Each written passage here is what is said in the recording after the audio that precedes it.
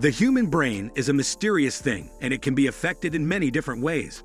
This is true because on a daily basis, we are subtly influenced by items that may not be as obvious. Here are 10 examples of how you can put your knowledge about psychology to work for you. Whether at home or school, these different principles will help get what you want. Number 10. Eye contact. Figuring out just how much eye contact you're supposed to make in a conversation can be awkward, especially for the sorts of people who might not be huge fans of having conversations with people they don't know in the first place. Dale Carnegie, the author of the famous book, How to Win Friends and Influence People, offered this solution. Look into someone's eyes long enough to tell what color they are before you look away. This feels like a natural and conversational amount of eye contact to make. A similar trick is to imagine a triangle that connects the other person's eyes and mouth and shift your gaze between the 3 points every 5 to 10 seconds. This will make you appear interested in the conversation, even if you'd rather be playing video games or eating a sandwich. Number 9. Don't over-negotiate. Negotiating deals is a mixture of art and science that some people seem to excel at and others just stumble through. One way to help your cause is to stop talking after you've stated your position. Unnecessary words make your position seem weaker by making it look like you don't even understand it yourself. Over-explaining can also make you appear less confident, and it's just as common for people to talk too much when they're nervous as it is to completely shut up. Basically, after you've given them what they need to know about your offer, everything you say after that isn't doing you many favors. Number 8. Throw them off their game. If you're playing a sport or a game and your opponent is doing spectacularly, there's a way to throw them off without them even realizing it.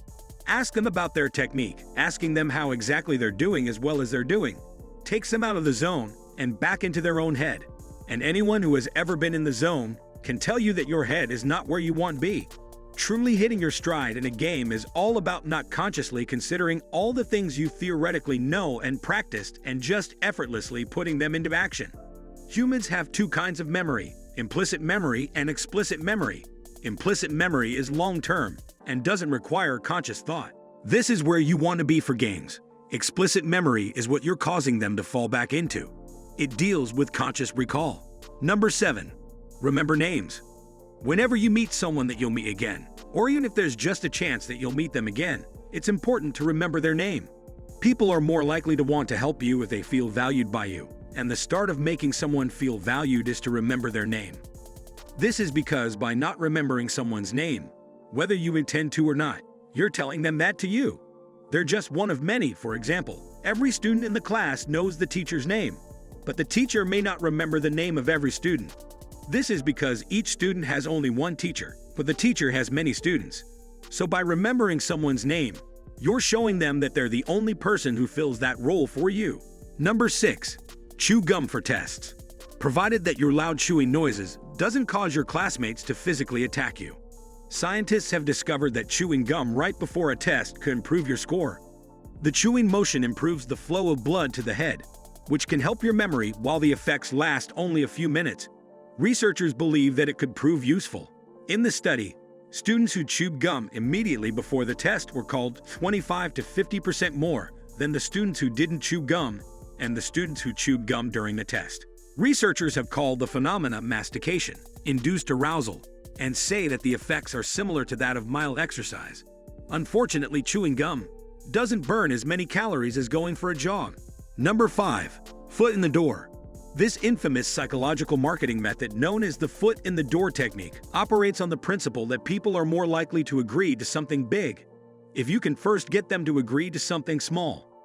Social scientists call it successive approximations. If you can land a small yes, you're going to have a better chance of getting a big yes. To study this idea, psychologists in California called women and asked them if they would be willing to answer a few questions about the household products that they use.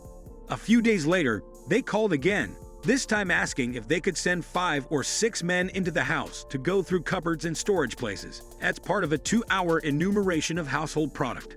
The women who were called previously were twice as likely to agree to the second request. Then were the women who had not been called previously. So the next time you need a favor, consider starting small. Number 4. Asking questions. Talking to other human beings can be difficult for some human beings. It can seem like a daunting task, and it can be almost physically painful to sit through an awkward silence. The best way to naturally start conversations and maintain them so that you can avoid dying of terminal awkwardness is simply to ask questions. Many people's favorite topic of conversation is themselves, and questions allow them to take the conversation in that direction. This is how interviews can last for hours and hours, because nobody knows anything better than themselves. Number 3. First dates. While many people think that the ideal place for a first date is a movie theater or a coffee shop, science can suggest that you would be better off taking your date on a roller coaster. Known as the misattribution of arousal, this psychological idea describes the process wherein people unconsciously mistake what is actually causing them to feel excited. The roller coaster is what's actually making your day's head flood with endorphins in their bloodstream with adrenaline, but they just might think that it's actually you. An interesting test done on this idea had men cross either a suspension bridge or a normal sturdy bridge to get to the woman on the other side, who asked them some questions and gave them her personal phone number. They could call if they had questions about the study.